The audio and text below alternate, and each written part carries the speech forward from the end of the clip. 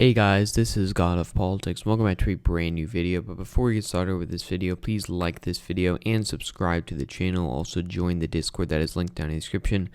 But in this video, I'm going to be talking about an interesting thing, which is the U.S. House. Now, in 2018, obviously, as you all know, the Democrats retook the House. They got a 235 to 200 majority, something along those lines. Currently, their majority stands at 232 to 198, with a couple vacancies and one Libertarian and Justin Amash, who is retiring. But I'm going to be answering the question, can Democrats actually gain in the House after the impeachment and things like that? There's a lot of talk about Republicans gaining in the House, but now with Joe Biden's overall, strength at the national level, it's expected to have a down ballot effect on the House as well. Now it's looking like Democrats are going to be able to keep most of the seats that they flipped in 2018, as well as actually gaining in some seats that the trends look very favorable to them. So I'm just going to be going through each of these seats, looking at it from a very favorable opinion to Democrats. How can they gain seats? I did the same video for Republicans. Do the Republicans have the chance to take back the House? It was very thin chance, but it was possible. Now I'm going to be going through, can the Democrats actually gain seats as well? There's going to be some seats that I think pretty much, even in a best case scenario, are going to trend away from them and are going to flip away from them. But I'm just going to be going through these seats, each one of these seats, these competitive seats. First of all, TJ Cox, I believe he'll be able to keep his seat quite easily. California's 25th district, I do believe this could be a flip for Democrats. You have Christy Smith, a rematch of the April or May special election that you had with Mike Garcia. This is a very blue district. It's a suburban district that's trending towards the Democrats overall as well. And so, Democrats can actually flip the seat. It's an opportunity that they have to be able to flip that seat. Georgia 6 will also stay with them quite easily. Georgia 7 will be another flip. You have Carolyn Bordeaux, who's doing very well in fundraising. This is Georgia's 7th district, the Atlanta suburbs, which is becoming more Democratic.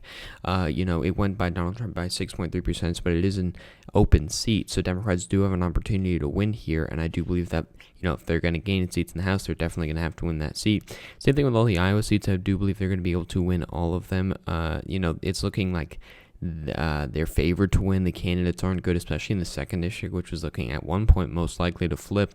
But now it's looking like they're all going to stay Democrat. Rodney Davis will narrowly keep his seat, although this may go by a little bit less due to the fact that it's in the Chicago suburbs or exurbs there.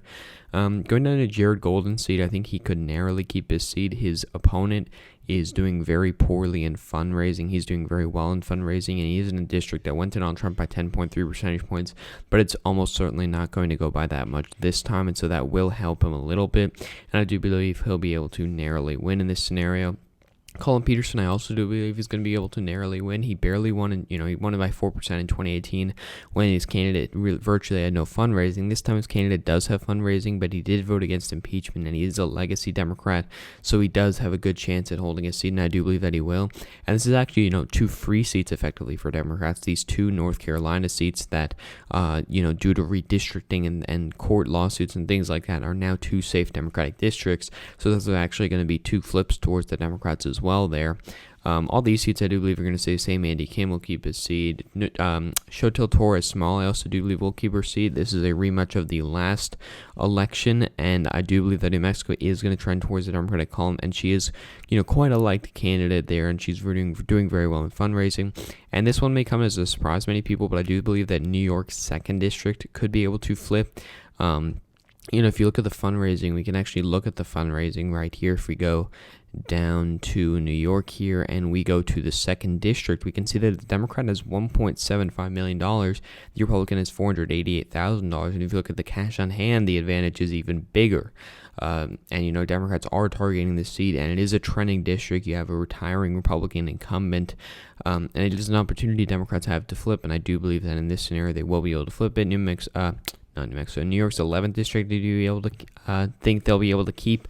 You have Nicole Maliotakis, who is, being called a rhino and things like that, and it is a district that went to Donald Trump by quite a large margin, but I do believe Max Jones will be able to narrowly keep his seat, although I do believe Anthony Brindisi will lose his seat. You also have a rematch here, similar to a couple other seats, a rematch of the 2018 election, and I do believe, due to the fact that it went by Donald Trump by such a large margin, Brindisi is going to be able to, he's going to end up losing when it's all said and done. Same thing with Kendra Horn's seat. This is kind of a fluke, and I don't believe there's much of a scenario in which Democrats are able to keep this seat. Scott Perry, I do believe he'll be able to keep his seat quite easily. Joe Cunningham, I do believe even in a best case scenario, or not a best case scenario, but in this scenario, he is going to lose. He does have good fundraising numbers, but again, it went to Donald Trump by 13%, and it was kind of a fluke in some ways. Texas is 21st. I do believe it will narrowly stay. The Democrats doing quite well in fundraising. It is a trending district, but I do believe, he has an incumbency advantage, Chip Roy, and that is going to help him get over the finish line. However, I do believe that Texas is 22nd is going to flip. You actually had a very well fundraised Republican candidate here who had self fundraised like $7 million of her campaign. She actually lost to a person who spent already most of their money and hasn't raised much of it at all to begin with. And if we look at the 22nd district, you have the same candidate for the Democrats that ran in 2018. You have Sri Kulkarni, who right now in cash on hand has $1.2 million. The Republican has $29,000. So virtually, the Republican has no fundraising, and this gives an opportunity for Democrats to win in a district that's going to be trending towards the Democratic column, could actually go to the Democrats this election at the presidential level, and I do believe that at the congressional level it also will go to the Democrats. Texas is 23rd. It's already put at lean D. I'm going to leave it at lean D. I do believe that's an opportunity they have to flip as well, and I do believe that they are going to be able to flip it. Texas is 24th. I do believe it's narrowly going to stay. The Democrats nominated a person who is a bit further to the left, which is not necessarily as appealing to these voters, and the fundraising numbers for her are not as good, and I do believe she's going to end up losing when it's all said and done. Utah's 4th district, you have Burgess Owens, who's not doing too well in fundraising. If you want to look at the fundraising here for Utah's 4th congressional district, you can see here Ben McAdams is doing very well in fundraising. He has a lot more cash on hand as well. Burgess Owens virtually has no cash on hand.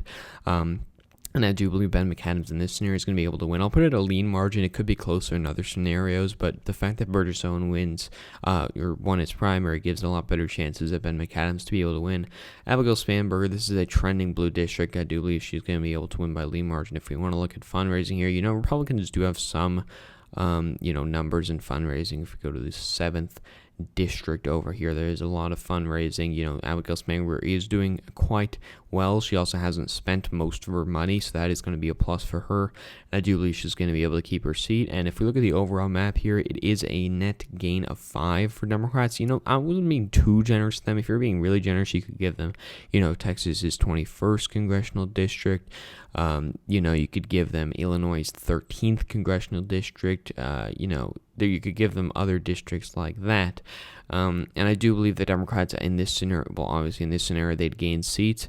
I do believe it's going to be it's going to be hard for them to gain seats. I do believe when it's all said and done, come November, it'll, the House will look around the same makeup that it looked come the 2018 election.